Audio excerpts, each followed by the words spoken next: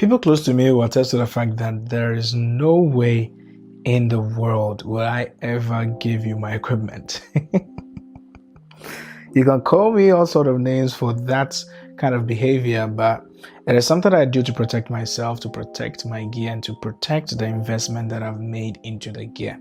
All right, so why am I talking like this? It all started like from the start, just like everyone would do when you're beginning to enjoy what you're doing, the craft that you are embarking on. You're definitely going to want to get your hands on things that you've researched that you are longing to purchase for yourself. So of course you're going to resort to friends to get help, and you get some offers from friends when you need them. So I was into the same state where I would always go to friends to get their gear to use them on shoots and all that. But I had a lot of bitter experiences because not only were my friends not willing to give them to me, but in some cases there would even be times where they would take advantage of a shoot that I want them to help me on, and even bring their models on set, for instance, to make use of my makeup artist on set, sometimes even abuse it to the point where I come with just one model and they will come with two.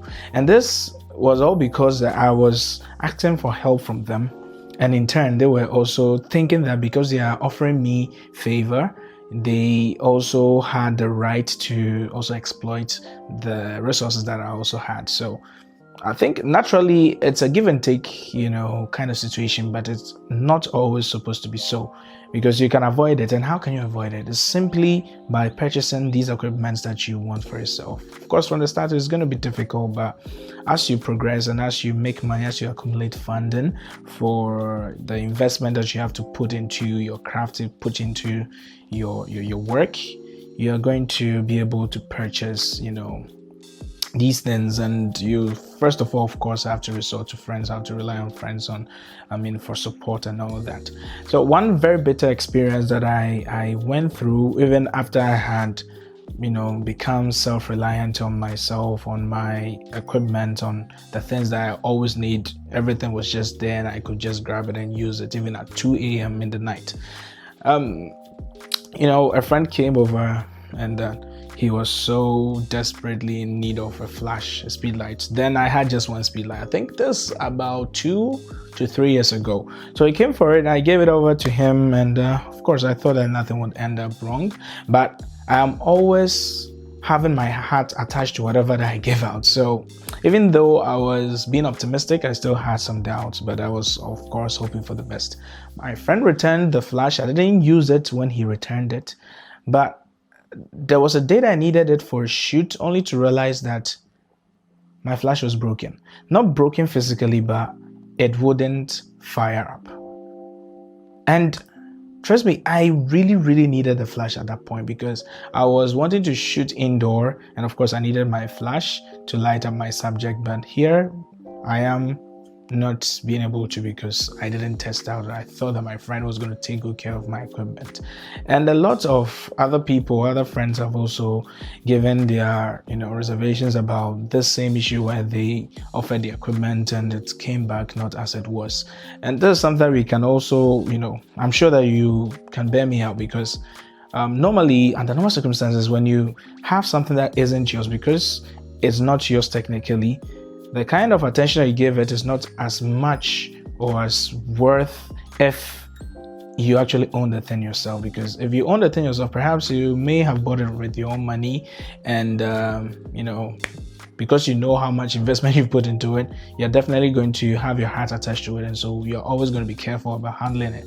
But if you give your equipment to friends a similar way, when you have things that don't necessarily belong to you, the kind of attention that you give, I think naturally that's how it comes. You don't really pay attention so much to it if it's not yours, as compared to if it was actually your own. So most of the time I'll blame it on myself for having my flash messed up. And so I cultivated this new personality that I will never give my things out, not under any circumstances, because in the end it's going to end up in someone else's hand, and I feel like it is always best secured when it's in my hands rather.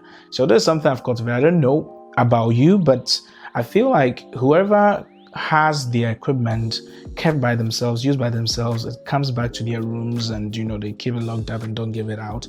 Normally it takes a longer time before it develops faults or even gets broken, because it's yours and the investment, and you don't want to spend yet another investment on the same equipment that you once had because they are broken now. So I felt like talking to you about this and giving you the reason why I don't give my things out, and because of experiences that I have encountered, as well as those that friends have also discussed with me. I've decided not to ever give my things out, not under any circumstances. In some cases I may, if I am going to be present. That's when I feel comfortable that I can give it to this person. I can entrust my equipment into the hands of this person. But other than that, for the most part, I'll barely give it to anyone.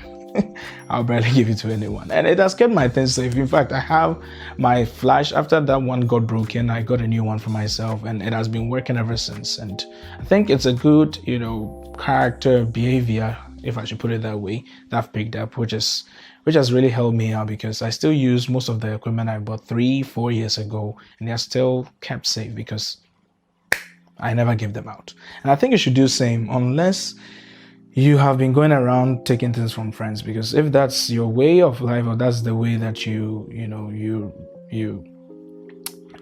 conduct yourself, or you conduct your services, or you conduct your shoots, it's going to be very difficult to push friends away if they come to also ask for similar favors. So thank you very much for watching this video, even though it was a short one.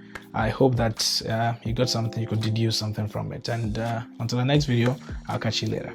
Please comment and let me have your reservation or your views about what I just said. And yeah, I'll catch you in the next video. Have a wonderful day. See ya.